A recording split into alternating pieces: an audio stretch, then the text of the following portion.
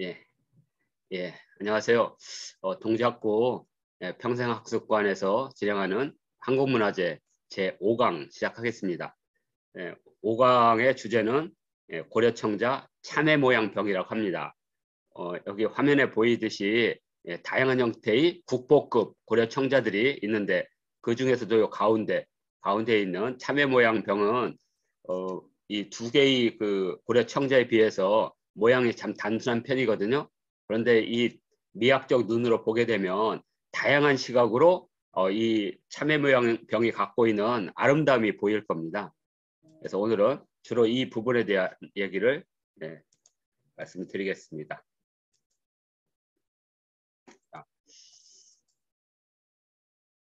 이 고려청자 참외 모양 병은 국립중앙박물관 3층의 고려청자실에 있습니다. 구석에 있기 때문에 많은 분들이 그냥 이렇게 스쳐 지나가기도 합니다. 그런데 우리나라에서 미학을 공부하시는 많은 분들이 우리나라 문화재 가운데 미학적 아름다움으로 최상으로 꼽는 두 개가 있습니다. 하나가 금동 미륵보살 반가 사유상이고요. 아마 우리가 한국문화재 마지막 시간 때 다루는 게 바로 금동 미륵보살 반가 사유상이니까 그 부분은 그때 설명하기로 하고요. 또 하나가 바로 이 고려청자 참외 모양 병입니다. 자, 그래서 국립중앙박물관 3층 꼭 기억하셨다가 이게 크지도 않습니다. 그래서 이렇게 스쳐 지나갈 수가 있는데 눈여겨보면 이게 보일 겁니다. 자, 그리고 이 고려청자 참외 모양병은 장릉이라고 하는 묘호가 장릉, 그리고 그 장릉에 묻힌 사람은 고려 인종이 되겠습니다. 뭐 고려 인종하면 이자겸의 난이 바로 이때 일어나게 되죠. 바로 이 고려 전성기의 마지막을 장식하는 사람입니다. 고려는 이제 문종 때부터 시작해서 인종까지 딱 100년이거든요. 문종이 1046년에 즉위를 했고 인종이 1146년에 세상을 떠나게 됩니다. 그리고 인종 다음에 이른바 이제 의종, 그래서 나중에 이제 무신정변 때 그 신라 경주 안압제에서 그 허리가 꺾여서 죽게 되죠. 바로 그 인종은 고려 전성기의 마지막을 장식하게 됩니다. 자, 그런데 이 지금의 그 장릉은 현재 소실이 됐어요. 그래서 정확하게 위치를 아직 파악하지 못하고 있습니다. 그래서 여기 보면 맨 마지막에 보면 뒤에 밑에 제일 밑에 고려왕릉 현황에서 제일 밑에 보면 소실이라고 되어 있죠. 이렇게. 왜 그러냐면 이게 없어진 게 아니라 아직 위치를 파악하지 못합니다. 왜냐하면 우리가 조선시대까지만 해도 위치가 정확하게 있었는데 이제 항일 전쟁 시대나 항일 독립 시기 그리고 그 6.25 전쟁, 한국 전쟁 하면서 막 그 포탄이 떨어지고 해가지고 지형이 바뀌어 버렸어요. 그래가지고 무덤 형태가 봉분의 형태가 없어가지고 정확한 위치를 아직 못 찾고 있습니다. 그래서 지금 북한에서 하나씩 찾고 있습니다. 그래서 지금 해방 이후에 소실력했던 것 중에 상당 부분이 지금 다시 위치를 찾고 있습니다. 왜냐하면 대부분 무덤 안에 지석이 있고 또 이 왕릉이기 때문에 그 봉분을 둘러싼 호석들이 아주 단단하게 잘 있습니다. 그래서 뭐 호석이 뭐 이렇게 홍수로 떠밀려가지 않는 한 그 자리에 그대로 있어서 확인이 가능합니다. 자, 그래서 여기 보면 그 여기 보면 문종이 있죠. 문종이 아들 3명이 있는데 순종, 선종, 숙종. 그래서 이 첫째 아들도 왕을 했고 둘째도 됐고 그다음에 이제 셋째 이 숙종이 요즘 말로 하면 고려의 수양대군이라고 부를 정도로 60이 좀 넘어서 어린 조카 헌종을 몰아내고 왕위에 오른 사람입니다. 그래서 그 이후에 이제 숙종, 예종, 인종. 그래서 이 예종이 바로 이제 이자의의 딸이 이렇게 들어갔고 인종은 바로 그 예종에는 이자의의 딸 2명이 들어갑니다. 그리고 이제 셋째 딸은 인종의 부인이 됩니다. 그러니까 인종은 이모하고 결혼했죠. 이모하고. 그래서 인종은 이자겸의 외손자 겸 그 뭐라 그러죠? 외손자 겸 사위가 되죠. 참 족보가 복잡한데, 하여튼 그 인종 고려의 이제 전성기의 마지막입니다. 그리고 그다음부터 고려는 이제 무신정변이 일어나고 그다음에 이제 몽골의 침입, 그래서 이제 쇠퇴기로 접어드는데, 하여튼 거기서 출토가 됐다는 것은 뭐냐면 우리가 어떤 도자기가 몇 년에 만들었다는 게 기록이 없기 때문에 주로 이제 인종이 세상을 떠나는 순간 이제 무덤에 들어갈, 그러니까 이 고려 청자 참외 모양의 이제 용도는 뒤에 말씀드리겠지만, 이제 임금이 승하한 후에 임금의 무덤에 들어갈 여러 이제 부장품을 만들게 됩니다. 그래서 뭐 적게는 이제 장례가 한 3개월 걸리니까 이제 그 사이에 최고의 장인이 만들어. 그러니까 이 도자기는 1146년에 만들어져서 또는 그 이후에 왜냐면 무덤이 이제 그 들어가는데 바로 들어가는 건 아니니까, 그러니까 이제 돌아가시고 한 해를 넘겨서 세 번째 해가 되는 그 이제 월년법이라고 하는데, 세 번째 해에 이제 무덤에 들어가기도 합니다. 그렇기 때문에 1146년에서 1148년 사이에 만들어진 건 확실한 거죠. 그래서 도자기의 제작 연도가 확실한 것 중에 하나이기 때문에 중요합니다. 왜냐하면 이 도자기를 통해서 앞쪽에 도자기 기술과 뒤에 도자기 기술을 비교할 수 있고, 또 도자기의 무늬라든지 이런 기술적 발전 단계의 어떤 지표가 되는 대표적인 도자기가 되겠습니다. 자, 그리고 이제 도자기의 이름을 짓는 방법은 뭐 이게 정해진 게 있어가지고요. 먼저 이제 시대, 고려 시대, 그 다음에 이게 백자인지 청자인지, 그래서 고려 청자, 그 다음에 이 모양을 만드는 방식이 뭐 이렇게 쇳가루로 이렇게 그림을 그리면 철화, 그 다음에 음각, 양각 이런 식으로 음각, 양각. 그러니까 이제 참외 모양은 양각 형태거든요. 근데 이름을 그냥 고려청자 참외 모양 병이라 했지만 정확한은 고려청자 양각.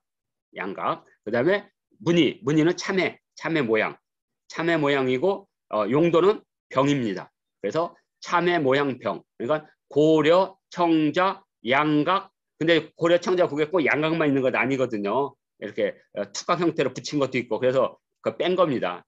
방식이 여러 개가 있어가지고. 그래서 고려청자 음각, 고려청자 양각, 고려청자 투각 이런 식으로 이렇게 해서 참외 모양 병 이렇게 이름을 짓게 됩니다. 그래서 이 순서대로 고려청자 참외 모양 병 이렇게 부르겠습니다. 자, 그리고 이제 우리가 이제 이 청자라고 부르는 도자기라고 부르는 그 그릇은 온도에 따라서 크게 세 종류로 나눌 수가 있습니다. 대부분 노천이나 그냥 이렇게 바닥에서 불을 피워서 도자기를 굽게 되면 공기 유입이 많아져 가지고 그 온도가 700도를 넘지를 못합니다. 그래서 이렇게 지풀이라든지 이렇게 갈대 같은 것을 모아가지고 한 번에 확 떼우면 온도가 갑자기 90도, 80도에서 700도로 쫙 올라버립니다. 한 30분 안에. 그렇게 되면 웬만한 도자기들은 다 깨집니다. 견디지를 못해서. 그 화도가 워낙 세서 그 안에 수분들이 조금씩 빠져나가지 못하고 워낙 높은 온도에 확 오면, 그래서 그걸 수분 팽창계수라고 하는데 다 깨집니다. 그래서 온도를 조금씩 올리는데 이게 노천에서는 그게 잘 안 됩니다. 그래서 온도 만들기가 무지 어려워요. 근데 이제 이렇게 가마를 이렇게 두게 됩니다. 가마. 그러면 거기에 장작을 이렇게 넣는 양이나 그 횟수에 따라서 온도를 조금씩 올립니다. 그래서 그때쯤 되면 약 1000도까지 올릴 수가 있습니다. 이때 이제 만들어진 그릇들이 이른바 도기라고 부릅니다. 근데 지금 이제 예전에 우리나라는 토기와 도기를 같이 썼어요. 그래서 지금도 뭐 삼국시대 토기라고 부르지만 삼국시대는 이미 토기 단계를 넘어버렸어요. 삼국시대 가야나 이런 데서 나온 백제나 이런 데서 나오는 그릇의 온도는 약 1100도 정도 됩니다. 그러니까 이미 도기예요. 그래서 이 도기는 완전한 이렇게 투명이 되지 않기 때문에 숨 쉬는 그릇이라고 이렇게 우리가 흔히 부릅니다. 그래서 김치를 담그는 항아리가 바로 여기에 해당되겠고요. 그리고 이제 1250도 이상이 되면 그때는 이제 막 이 가마가 최소한 뭐 5개, 7개, 8개가 돼야만 그 정도 오릅니다. 그래서 인간이 만들 수 있는 최고의 온도가 1480도입니다. 현재 인간이 자연 상태에서 올릴 수 있는 온도는 1480도 정도밖에 안 됩니다. 그리고 이제 그 이상은 어디냐?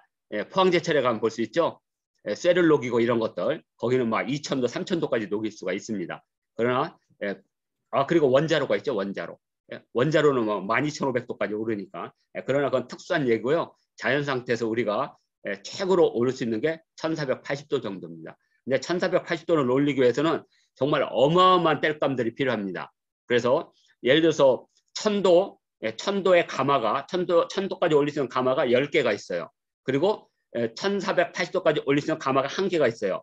그래서 그릇을 똑같이 만들어낼 때 현재 10개의 가마, 1000도까지 올릴 수 있는 10개의 가마에서 쓰는 땔감만큼 그 1480도에서 올릴 수 있는 그 땔감 그 양이 더 많아요. 그 정도로 땔감이 엄청나게 소모가 됩니다. 그래서 우리나라처럼 사계절이 있고 그다음에 나무가 겨울에는 이렇게 자라지 못하는 우리나라 특수성에서는 만약에 가마가 1480도 자기를 구울 수 있을 정도의 가마가 전국에 퍼져 있으면 다 벌거숭이산이 됩니다. 그래서 고려시대에도 국가에서 하는 관요, 조선시대에도 국가에서 운영하는 관요 이후에는 거의 자기를 굽지를 못합니다. 그 이유는 그 그릇을 구울 수 있는 기술이 부족해서가 아니라 소요되는 땔감이 없습니다. 한 마을에 그게 있다면 주변에 있는 모든 산들의 땔감, 그 나무가 땔감으로 다 사라져 버려요. 그래서 이런 거 하려면 사계절이 풍부하고 그리고 나무가 엄청나게 많아요. 그래서 중국 도시는 주로 남쪽, 그러니까 뭐냐면 양자강이라고 해서 상해에서 그 주변에 주로 도자기를 굽게 되고요. 또 하나는 우리나라처럼 설악산에 이렇게 그 깊은 산에는 나무가 많잖아요. 근데 거기에는 도자기를 구워서 그 도자기를 운반할 수단이 없습니다. 도로가 없기 때문에. 그래서 주로 바닷가나 강변에 이렇게 접근해 있는 깊은 숲 그런 데가 가능합니다. 그래서 우리나라에서는 조선시대는 광주, 경기도 광주, 태촌리, 거기 남한강 줄기가 있으니까 그 외에는 깊은 산, 강원도 같은 데서 그래서 굴 수가 없는 겁니다. 운반하는 것 자체가 너무 힘들어요. 그래서 우리나라에는 뭐 강진이라든지 또는 영암이라든지 개성이라든지 이렇게 공주, 바로 저기 백마강 있는 그래서 그러한 이렇게 도로교통망이 발달된 지역에서 주변에 또 숲이 있는 깊은 숲이 있는 그런 자연 지리적 조건을 가진 것이 도자기를 굽는 최적의 장소가 되겠습니다. 자, 그리고 이것을 다시 다성단결 한다면 토기는 그냥 700도 정도에서 굽는 거라고 봐서 신석시대 때 그릇이라고 봅니다. 그런데 이제 신석시대가 지나고 고조선 시대가 되면 900도에서 1000도 사이를 왔다 갔다까지 온도를 높일 수가 있어요. 이때 구워지는 도기는 약간 그 무른 독이라고 합니다. 이렇게 탁 치면 탁 소리가 나요.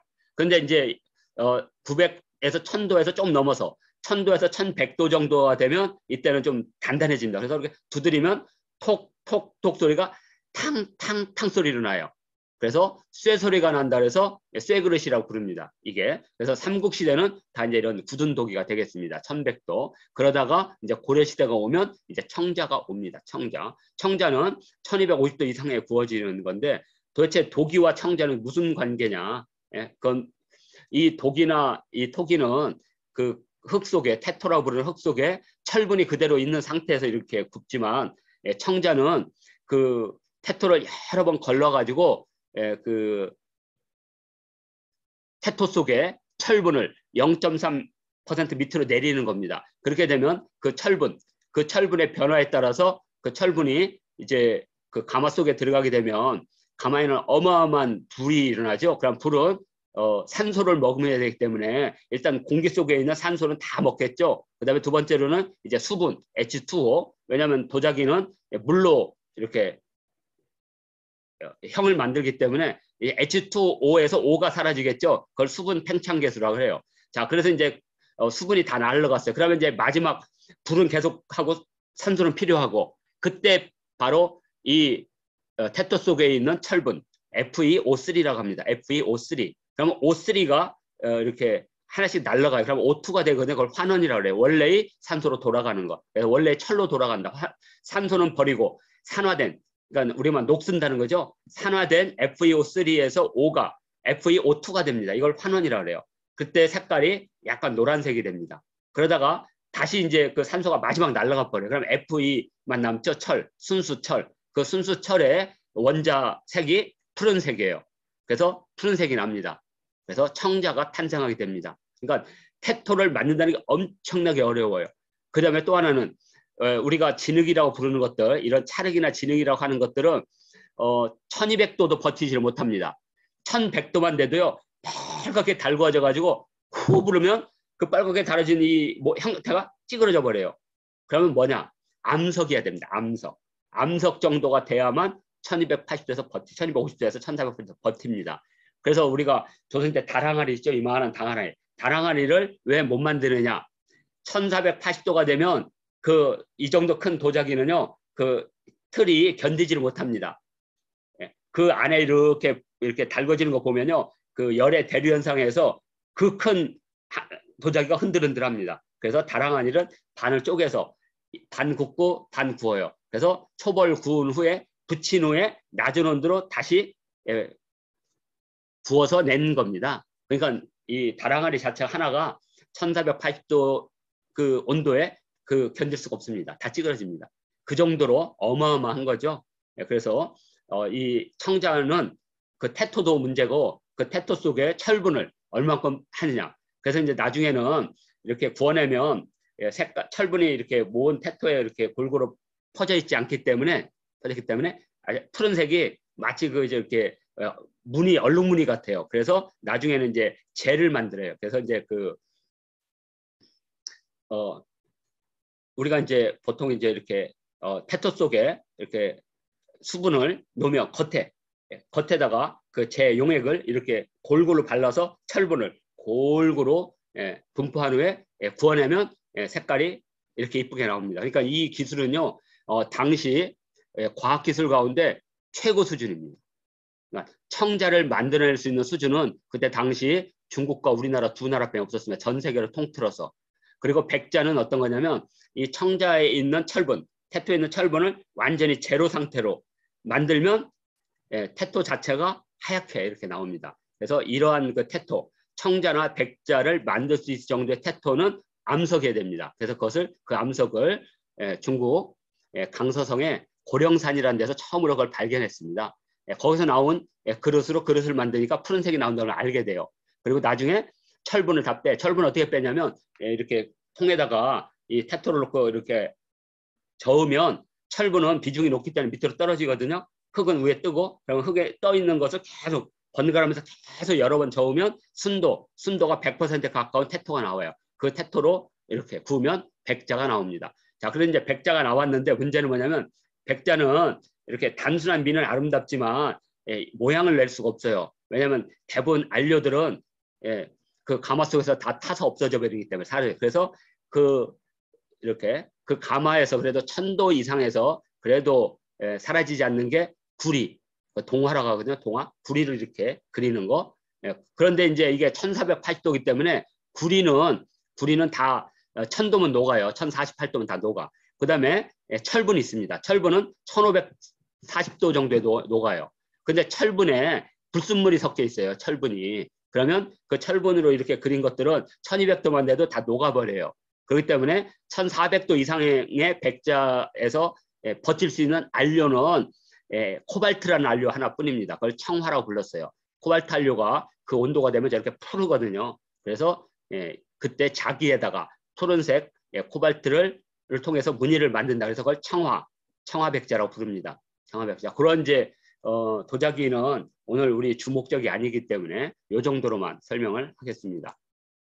자, 도자기의 미학입니다. 도자기는 불이 만든 예술입니다. 불이 만든 예술의 가장 대표적인 것 중 하나가 음식이 되겠죠. 음식. 그 다음에 동아시아에서는 약재. 불이 만들죠. 그렇게 생각하시면 됩니다. 자, 그리고 또 하나가 바로 그릇입니다. 그러니까 불이 만든 인류의 가장 대표적인 예술 행위가 바로 그릇입니다. 그래서 처음에 이제 이렇게 음식을 익혀 먹는, 그래서 조리의 다양성을 만든 게 불이죠. 그래서 우리가 흔히 불고기를 먹을 때는 불맛이라고 하잖아요. 바로 불입니다. 자, 그리고 이 불을 익혀 먹는 과정에서 흙이 단단하게 굳어진다는 그 습성을 발견하게 됩니다. 그래서 그릇 그 흙으로 어떤 모양을 만들어서 불 속에 넣었더니 이렇게 단단하게 만들어지죠. 그래서 여기에다가 뭐 곡식도 담그고 이렇게 고기들 있죠. 고기 그 잡은 고기들을 딱딱하게 고기는 뭐 며칠 지나면 딱딱해지거든요. 그러면 여기다 뒀다가 나중에 이렇게 먹는 저장 용도로 쓰이고 또 나중에는 이제 여기다가 물을 부어서 조개나 이런 걸 넣고 이제 이런 해물탕을 먹은 그래서 바닷가 사람들이 가장 아마 이 빗살무늬 토기의 혜택을 받지 않았을까 이렇게 생각합니다. 그러다가 드디어 이제 금속이라고 하는 것. 이 금속도 처음에는 이제 녹송석이나 이런 것들이 있어요. 산에 가면 약간 푸릇푸릇한 거. 그게 이쁘잖아요. 그래서 그런 걸 가지고 화덕 주변에다 이렇게 놨을 거라고 봐요. 그런데 약 그런 녹송석은 이른바 구리가 함유된 돌입니다. 근데 그게 약 700에서 800도 되면 녹아내려요. 그러니까 자연 상태에서는 700도가 되니까 그게 녹아내렸는데 어떤 사람이 이걸 딱 주워서 했는데 잘못해가지고 확 빈 거죠. 아, 이게 되게 날카롭구나. 그래서 그런 돌을 가지고 계속 불 옆에다 놓으면 그게 흘러나오는 거죠. 그래서 처음으로 이제 청동이란 걸 발견해요. 근데 그게 되게 무르거든요. 그래서 거기다가 이제 다른 금속을 섞으면 단단해지거든요. 그래서 칼도 만들고 그릇도 만들고 거울도 만드는 그래서 드디어 금속 문명을 탄생시키게 됩니다. 그러니까 처음에 고기나 이걸 익혀먹는 불에 이용해서 그릇을 탄생시키고 드디어 금속을 탄생시키게 됩니다. 그리고 이제 마지막으로 이제 이것이 음식의 조리, 다양한 조리를 만들게 되고 결국에는 이제 남방으로 그래서 우리 한국의 가장 특별한 형태의 온돌 구조라는 것을 만들어내기 때문에 이게 바로 불이 바꾼 역사입니다. 그래서 오늘은 이 부분 가운데 이 그릇, 두 번째 그릇의 탄생에 대한 이야기를 지금 해드리겠습니다. 그래서 우리가 이제 그릇이라고 하는 것, 불을 이용한 예술인데 그릇은 이렇게 5가지가 만난 겁니다. 첫째는 좋은 흙이 있어야 됩니다. 좋은 흙. 특히 이제 중국은 황토고원에서 정말 아주 고운 흙들이 많아요. 그러다 보니까 중국이나 메소포타미아라든지 인더스 같은 데서는 붉은 채색 토기들이 많이 만들어지게 됩니다. 워낙 품질이 좋아요. 근데 이 북방 시베리나 이쪽에서는 그런 우기가 일정치 않기 때문에 이 강변에 진흙과 모래가 많아요. 그것이 수천 번 돌아서 가는 흙이 돼야 되는데 이 동아시아나 시베리아 쪽은 그게 안 됩니다. 그래서 거기에 있는 흙을 갖다 쓰면 약간 우둘부둘한 표면이 우툴부툴한 그릇이 나와. 이게 바로 빗살무늬 톡입니다. 그래서 그런데 이제 이 모래는 이른바 석영이라든지 장석이 있어서 이게 접착제 역할을 해요.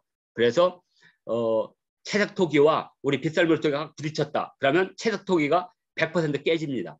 그만큼 빗살무늬 토기는 우리 말하면 접착성이 강한 들어가 있는 그릇이라고 보시면 됩니다. 그래서 아무튼 이렇게 해서 이 동아시아보다는 중국의 흙이 훨씬 더 그릇을 만든 데는 좋습니다. 자, 그래서 이제 이런 태토 가운데 이제 고령토라고 부르는 태토가 이제 도자기를 만드는 이제 흙이 되는데 서양에는 그게 없습니다. 그래서 서양에서도 자기를 만들려고 여러 번 노력을 했지만 결국에는 실패를 했습니다. 그 이유는 바로 태토에서 온 거죠. 근데 이제 우리 동아시아에서는 고령산에 그 태토가 처음으로 나왔고 그런 형태의 태토를 우리나라에서도 찾아내게 됩니다. 그래서 어떤 사람들이 우리나라 고령에서 나온 흙이기 때문에 고령토라고 하는 아주 웃기지 않은 얘기를 했었는데요. 그건 중국의 고령산에서 나온 이름이기 때문에 고령토라고 부릅니다. 이 고령토로 바로 이제 가장 품질이 뛰어난 자기를 만든다. 그리고 이제 두 번째로는 불의 온도입니다. 1408도까지 올릴 수 있는 온도. 그래서 가마를 만드는 기술이 가장 중요합니다. 그래야만 자기를 만들 수가 있으니까. 그래서 청자와 백자는 같은 온도와 같은 가마인데 차이점은 뭐냐면 그 청자는 그 안에 철분이 함유가 되어 있고 백자는 철분이 제로라는 거 위에는 청자와 백자는 같은 거라고 보시면 됩니다. 태토도 같은 거고 가마도 같은 것이다.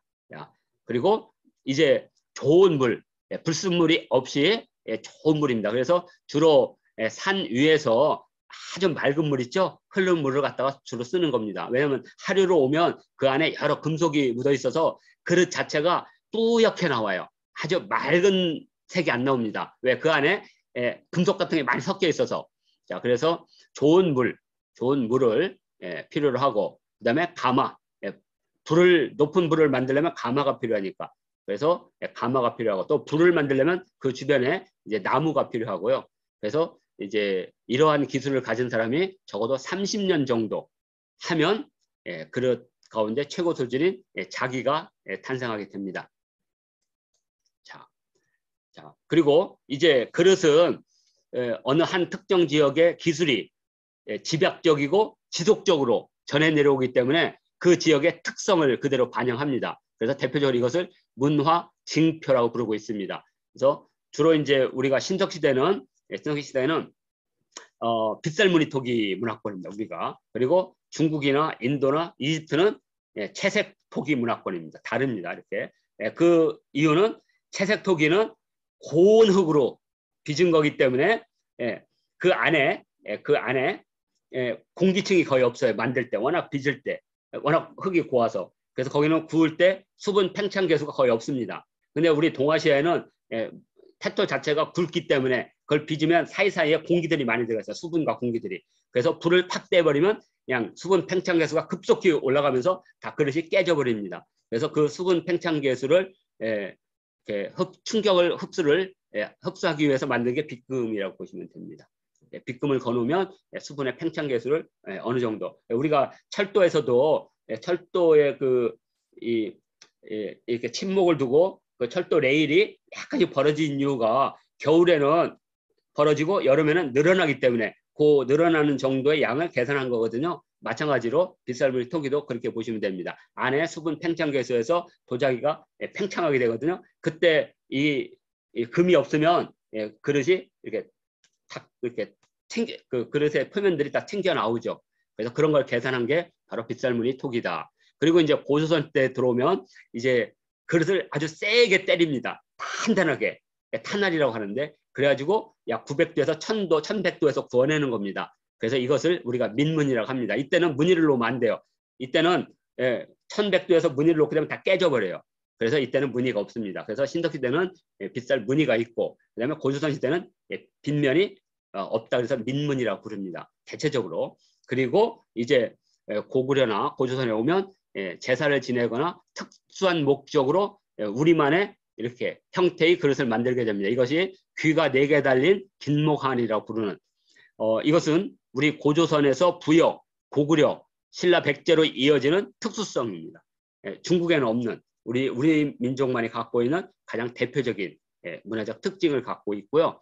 그 다음에 이제 우리가 이제 도기 가운데 굳은 도기, 우리가 흔히 말하는 가야나 신라 그 시대의 그릇들은 대체적으로 이제 용도가 김치라든지 이런 장을 담그는 용도가 많이 필요해요. 우리 민족은. 왜냐하면 중국은 요리를 중심으로 하는 문화라면 우리는 반찬을 중심으로 하는 문화이기 때문에 그러다 보니까 장이나 간장, 된장 뭐 이런 것을 이렇게 담을 수 있는 형태의 그릇이 많이 필요하게 됩니다. 이때 만들어지는 그릇들이 우리가 영암형 그릇이라고 영암, 전라도 영암. 그래서 항아리 있죠. 우리가 말하는 항아리 형태가 나옵니다. 가장 한국적인 그릇의 특징을 나타내는 그러니까 고려, 조선으로 이어지는 대표적인 민가에서 장독에서 가장 많이 볼 수 있는 그릇 하면 바로 이 항아리라고 보시면 됩니다. 그러니까 김치를 담궈 먹는 민족에게 나타나는 특수한 형태. 그러니까 중국은 김치를 담궈 먹지 않기 때문에 이런 형태의 그릇이 필요가 없죠.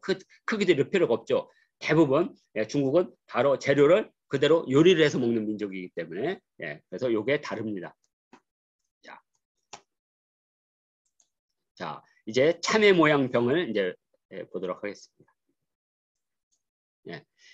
참외 모양 병은 여러 가지 이제 시각으로 보는데 대체적으로 이 모양, 색채, 그다음에 형태, 그다음에 여기에 수학적 비례 어떻게 수학적 비례가 들어갔을까? 그리고 또 하나가 이 그릇 전체가 보여주는 미학적 의미, 생동감 또는 역동성이라고 부르는데 이 4가지를 기본으로 해서 참외 모양을 하나씩 보도록 한번 해보겠습니다.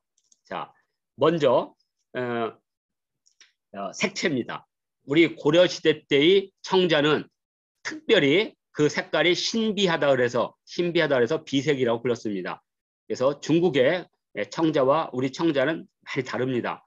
중국에서는 이 당나라 월주, 오늘날 월주가 어디냐면 상해 남경 지역입니다. 이 지역에서 처음으로 청자를 만들어내게 됩니다.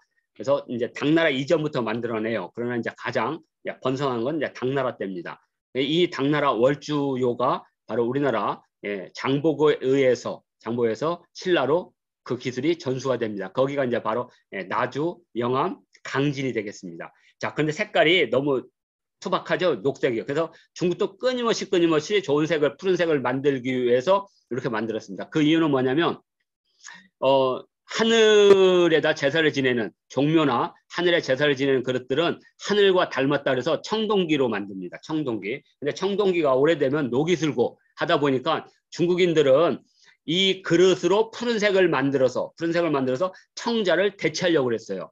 그래서 바로 청자가 만들어지게 됩니다. 자, 그래서 드디어 발견했죠. 그래서 그 청자의 색깔을 최대한 하늘에 가깝게 만든 색이 송나라 때 여요, 관요라고 부르는 여러 도자기들입니다. 그런데 색깔이 그렇게 맑고 투명하지 않죠. 그런데 다르보세요. 우리나라 고려 강진에서 나온 자기가 벌써 당나라 월주요보다 훨씬 더 발전돼, 색깔이 발전된 걸 알 수가 있고요. 그다음에 우리 고려 상감청자 정도가 오게 되면 하늘색에 가까울 정도의 비색을 갖게 됩니다. 바로 이것이 우리 고려청자 비색이라고 부르는 신비로울 비자입니다. 비치색 비자가 아니고요.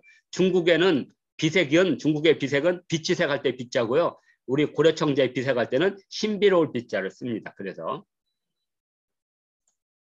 자, 다음에 이제 기형이라고 해서 그릇의 어떤 형태입니다.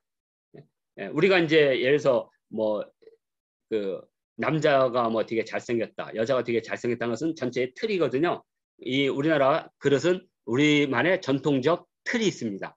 대체적으로 좀 부드럽습니다. 그리고 우리가 말하는 약간 이 허리 쪽이 약간 이렇게 동글동글하죠. 그래서 그리고 색깔이 되게 담백합니다. 중국은 색깔이 되게 화려하거든요. 그래서 기형은 가장 한국적 미학을 반영한다, 이렇게 보시면 됩니다. 이 참외 모양 병도 가장 한국적인 기형을 보여주는, 그러니까 색깔은 고려의 대표적 청자의 색깔인 비색과 그리고 형은 가장 한국적 전통성을 갖고 있다. 이제 저는 개인적으로 중국의 이제 낙양 박물관이나 뭐 섬서 박물관에 가면 도자기를 많이 보거든요. 근데 중국의 도자기를 딱 보는 순간 우리와 다르다는 걸 한눈에 알 수가 있습니다. 그만큼 이 기형적 특성이 아주 전형적입니다. 중국은 중국 것, 우리는 우리 것. 그래서 이 기형은 참외 모양 병의 기형은 가장 한국적인 전통성을 보여준다, 이렇게 보면 되고요. 또 하나가 형태미입니다. 형태미. 이 참외 모양 병은 크게 세 개의 형태를 보여주고 있습니다. 그래서 아래쪽은 우리 인간 세계, 그리고 중간은 부처님한테 기도하는 형태고, 위쪽은 이제 부처님의 세계, 이렇게도 볼 수가 있습니다. 그 이유는 하나씩 이제 살펴보기도 하고요. 우리가 이 형태를 봤을 때 전체적으로 그릇 자체가 생명력을 갖고 있다는 금방 알 수가 있습니다. 입술도 연꽃인데 이 연꽃이 총 6입으로 이렇게 돼 있죠. 죄송합니다. 8입으로. 그래서 이 입술 자체가 파도 모양을 갖고 있죠. 입술 모양이. 그래서 뭔가 이렇게 폭발하는 듯한, 엄청나게 꽃이 막 이렇게 팍 피려고 하는 그런 게 있고, 또 하나는 아래쪽이 되게 좁습니다. 길이가 작아요. 그런데 위쪽으로 가서 길이가 팍 늘어나죠. 그래서 우리가 할 때는 상승감, 이렇게 아래서부터 이렇게 보면 이렇게 해가지고 이렇게 해서 샥 이렇게 펼쳐오르는, 이걸 상승감이라고 합니다. 그래서 이런 상승감을 이렇게 주는 게 바로 우리가 앞에서 배웠던 가문사지 3층 석탑이 바로 그런 형태.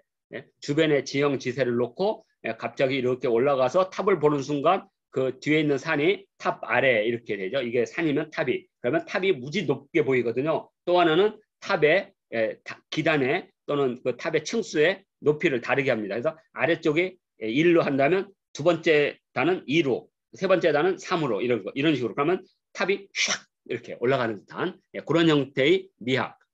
그러니까 탑 자체는 이미 틀이 있어서 변하지 않죠. 뭐 갑자기 뭐 여름에는 늘어났다, 겨울에는 줄어들다 그건 안 하죠. 그렇지만 시선을 고려해서 탑의 높이를 높여보는 겁니다. 이런 것을 우리가 상승감이라고 하고요. 또 하나는 이제 율동미인데요. 이렇게 보면 자, 이쪽 상단 부분에도 줄이 있습니다. 근데 이 줄은 횡선이에요.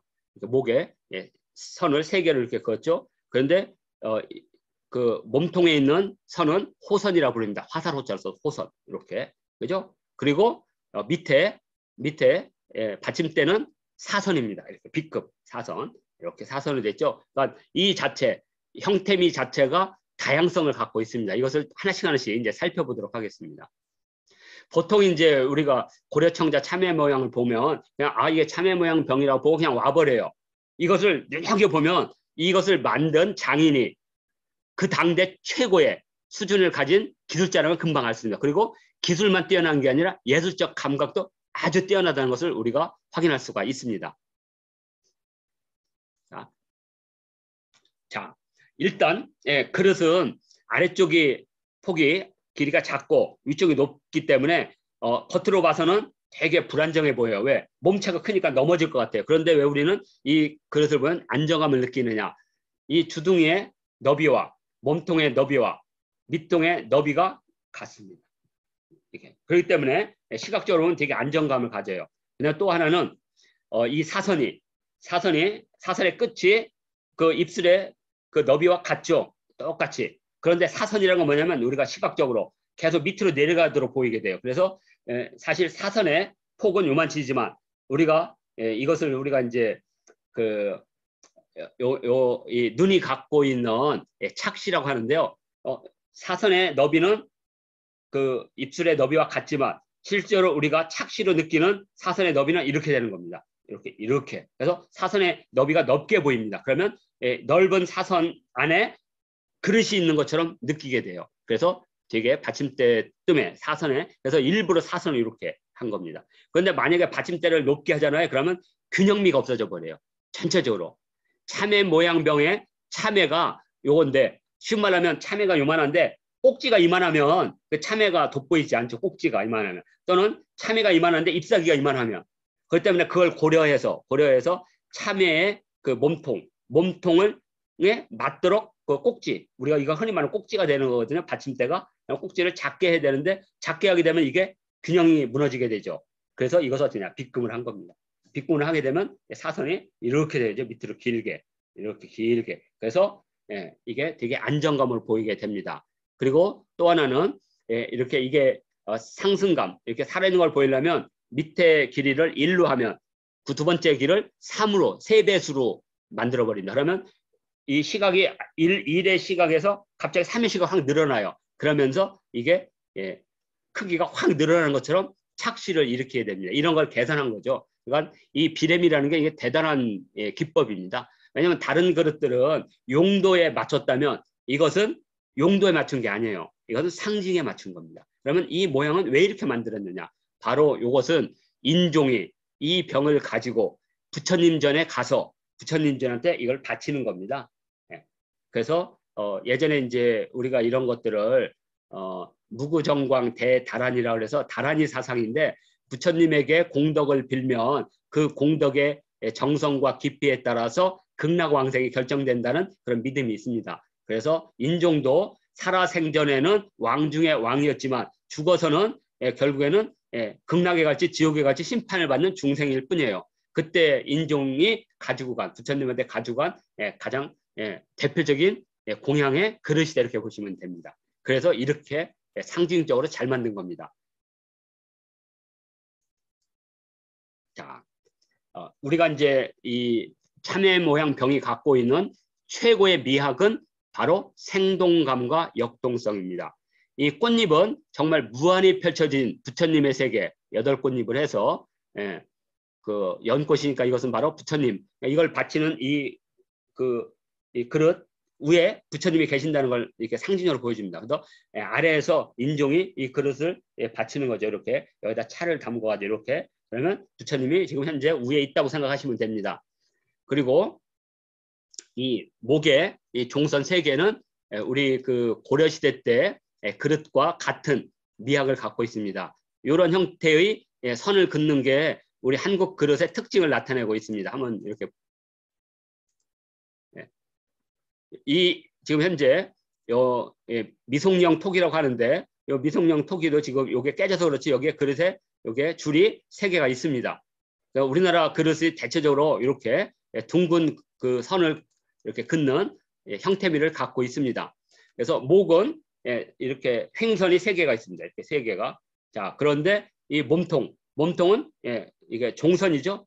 이게 횡이면 이게 종. 근데 종선인데 어떤 형태로? 호선으로. 활의 모양처럼 활호자입니다. 호선. 자, 그런데 밑에는 사선을 갖고 있습니다. 사선. 자, 그래서 이걸 딱 보는 순간 엄청나게 이렇게 춤을 추는 모습을 갖습니다. 율동미가 느끼겠죠. 자, 그 다음에 선의 모양도 이렇게 횡선, 호선, 사선이지만 선을 만드는 기법도 다 다릅니다. 3개가. 자, 첫 번째는 뭐냐? 저 위에 여기에 있는 선은 음각입니다. 이렇게 선을 그었어요. 도자기에 선을 음각으로 만들었고, 그 다음에 여기 지금 그 몸통에 있는 것은 선이 아니에요. 뭐냐? 몸통을 양각으로 만든 겁니다. 참외의 그 몸통을 양각으로 만들다 보니까 굴곡진 계곡이 선처럼 보이는 거예요. 그러니까 현재 이 종선, 이건 선이 아니에요. 선은 아니지만 몸통을 만들다 보니까 양각으로 만들다 보니까 자연스럽게 계곡에 곡선이 만들어진 거예요. 그래서 이 곡선이 선처럼 보이는 겁니다. 그러니까 대단한 기법이죠. 그런데 밑에 사선은 어떻게 하냐? 이것은 이렇게 우리가 절편 있죠. 그 떡에 절편 같은 걸 이렇게 네모나게 만들어서 이렇게 붙인 거예요. 이건 또 이게 붙이다 보니까 이 절편과 절편 사이에 그게 그 붙은 그러니까 아래쪽 절편과 위쪽 절편 이렇게 되면 그 붙은 그 부분이 선처럼 보이는 거예요. 이거 선 아닌 거예요. 그러니까 지금 현재 선은 여기 음각으로 한 목만 선인 거예요. 목만. 그리고 몸통과 아래쪽은 선처럼 만든 거예요. 대단한 방법 아니에요? 하나는 굴곡으로 해서 만들었고 또 하나는 절편을 붙여서 선을 만든 거죠. 그러니까 이런 기법들이 대단하다는 거죠. 그러니까 선의 모양도 다르지만 선을 만드는 기법도 3개가 각각 다르다는 거죠. 이걸 볼 수 있어야 되는 겁니다. 그래서 참외 모양병에서 다른 것은 기억을 못 하시더라도 혹시 어린아이들이나 혹시 이걸 가르치는 선생님들은 참외 모양을 갔을 때 우리 아이들 이걸 딱 아이가 발견했다. 그러면 그 아이는 나중에 피카소가 될 가능성이 되게 높습니다. 이제 그런 아이들을 수학이나 가르치고 하니까 다 죽어버리는 거죠. 창의성이 싹. 그러니까 수학을 할 사람들은 과학을 하거나 이런 사람들 하지 평생 미분, 적분 알 필요도 없는 사람들한테 고등학교 때 그렇게 가르쳐서 되겠어요? 그거 우리가 국민교양이라는 이름으로 국민국가에서 만든 교과예요. 그건 이제 없애야 됩니다. 그리고 어학도 왜 영어만 합니까? 나는 중국어가 좋으면 중국어 하고 일본어 할 사람, 독일어 할 사람 또는 나는 아프리카에 스와힐리 하고 싶다. 그럼 하는 거죠. 평생 영어 안 해도 사는데 이게 국가가 어떻게 보면 폭력하는 거예요. 애들한테. 굳이 해야 될 필요도 없는 모든 아이들을 중학교 고등학교 때부터 국영수 해가지고 과목 만들어가지고 공부시켜가지고 애들 아주 머리 터지게 만드는 거죠. 그러니까 초등학교는 우리가 일반적인 교양을 하기 위해서 수학이나 산수 같은 거 가르쳐야 돼요. 사람이 살면서 수학적 생각을 하도록. 그러니까 철학적 수학은 가르쳐야 돼. 그런데 중학교 고등학교 때부터는 다 분야를 나눠야 돼요. 적성별로. 요리할래, 체육할래, 이런 식으로 음악할래. 이래야 되는데 우리는 고등학교 때까지 다 똑같은 교육한 후에 대학에서 그나마 돈이 있고 조금 있는 사람들이 그 재능으로 과외를 하고 수백만 원짜리 과외를 하는 거잖아요. 그렇지 않은 아이들은 재능을 발견할 수가 없어요. 왜냐하면 과외를 해야 되는데 피아노를 갖다가 뭐 한 달에 300만, 500만 원짜리 어떻게 합니까? 그러니까 우리나라에는 수많은 음악적 재능, 미술적 재능, 요리적 재능을 가진 친구들이 다 죽어버린 거예요. 다 죽어버려요. 그래서 고등학교 들어가서 대학교 들어가니까 재능이 안 나와요. 이미 그때 되면 사고가 굳어져 가지고 창의적인 발상이 안 나오는 거죠. 그래서 우리가 이 참외 모양을 보기 위해서 이걸 탁 보는 순간 이 아이는 정말 예술적 재능이 뛰어나다 금방 느낄 수가 있습니다. 이걸 발견하는 친구들이. 그런 아이들이 수학학원에 가서 이제 중학교 고등학교 되면 그 어려운 미분 적분 해버리니까 망하는 거죠. 제가 만약에 교육을 담당했다라면 진짜 싹 제가 죽는 한이 제가 교육계에서 아주 박살나더라도 싹 바꾸고 싶어요. 자, 다음에 지금 여기 보면 무늬가 각각 다르다는 거죠. 각각 다르다는 거. 자, 위쪽에는 연꽃을 담궜고 중간에는 참외 모양을 담았고 아래쪽은 치마 모양을 닮았습니다. 모습이 다 각각 달라요. 자, 그다음에 밑에는 사선, 치마가 사선이고 위쪽에는 주름을 해놨죠. 자, 그리고 이쪽은 이렇게 파형. 그래서 이게 전체적으로 보면 무늬 모양이 다 달라요. 이형이야 무늬가. 그런데 선이라는 동일성을 갖게 만들어요. 선 이렇게. 그래서 이걸 보게 되면 마치 나의 그 마음이 모여가지고 나의 마음을 모아가지고 수많은 그 유혹과 고통을 벗어나서 이제 3세의 평안함, 이것을 우리는 삼매라고 하거든요. 삼매, 해인 삼매. 그러니까 해인 삼매의 경지에 오르면 더 이상 이제 유혹에 흔들리지 않고 부처님 전에 갈 수 있는 것을 이렇게 스토리텔링으로 제가 한번 만들어 본 겁니다. 그러니까 이거 만약에 장인이 그런 생각을 했다면 이 장인은 미켈란젤로보다 더 뛰어난 장인이다. 근데 이름이 없다는 거죠. 이름이 안타깝게도. 미켈란젤로는 성이 미고 이름이 켈란젤로 아닙니까? 그러니까 레오나르도 다빈치처럼 이름이 있었다면 참 좋을 텐데 안타깝게도 이름을 남기지 못함으로써 이 작품이 갖고 있는 이 미학적 세계가 뛰어나지 이렇게 지금 우리가 돋보이지 못하는 안타까움은 있습니다. 이렇게 해서 자, 이 그 참외 모양병의 핵심은 이 선이라고 제가 말씀드렸죠. 그래서 목에 있는 것은 횡선인데 음각으로 만들었고, 그다음에 몸체는 종선인데 호선, 활 모양으로 만들어서 굴곡으로 이 몸체의 굴곡으로 선을 만든 거니까 선을 만든 게 아니죠. 선이 만들어진 거죠. 위쪽은 선을 만든 거고 이쪽은 만들어진 거죠. 그 다음에 받침대는 사선인데 이것도 선을 만든 게 아니라 만들어진 거예요. 선이. 그래서 절편 같은 것을 이렇게 붙인다 보니까 저절로 선이 이루어진 겁니다. 그러니까 두 개는 선이 자연적으로 이루어진 거고 제일 위쪽에 있는 것은 선을 직접 만든 거고 이런 형태의 기법들이 있다. 이 정도로 해서 오늘 첫 시간 참외 모양 병을 마치도록 하겠습니다.